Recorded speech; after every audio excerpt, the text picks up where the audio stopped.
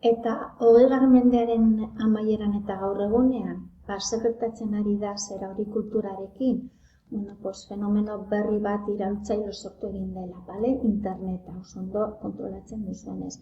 Interneta, ezagutza zabaltzeko, eskuratzeko, trukaltzeko, ezinbestekoa da gaur egunean, bale? Mugikorrak, batez ere zera mugikor smart horiekin zabaldu,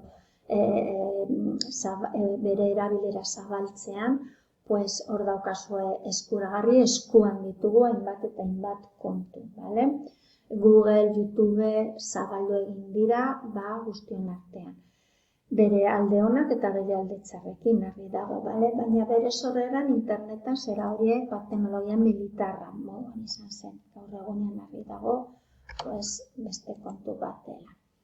Hor dituzu zera horiek, hor dituzu zera bi dokumental horiek edo bi zera horiek ikusteko nola sortu zen eta horien kontu interesgarri batzuk. Gaur egunean, hor dago bretxa handi bat herrialde garatuak eta herrialde azpigaratuan artean, batzu daukagu zera hori hor sartzeko zera aukera askoz gehiago, bestetan baino, kritika sortzen ari dira horri bebai, zera horiek bere interneta bere alde gauza honak eta bere gauza txarrak dituelako guztio kontrolatzen dugun bezala, eta batzuetan sufritzen ditugun bezala.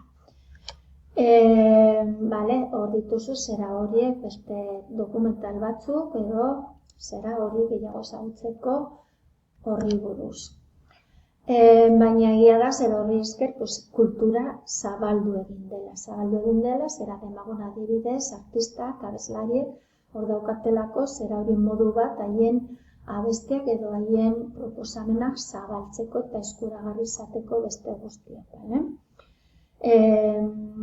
Beraz hori artea, musika eta besteetan, edo idazleak ere erabiltzen dute horretarako, bere lanak ezagutarazteko, zera horiek, ez da hain elitista, baizik eta zera modu masibo batez, artea, herriko artea,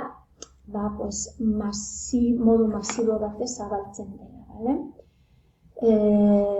Kultura, masen kultura bihurtzen ari da. Eta gaur egunean, fenomeno batzuk daude zabaltzen, influencer, youtuber, zer esan, zer esan horretaz. Eta honekin ematen dugu bukatutzat gaia. Venga.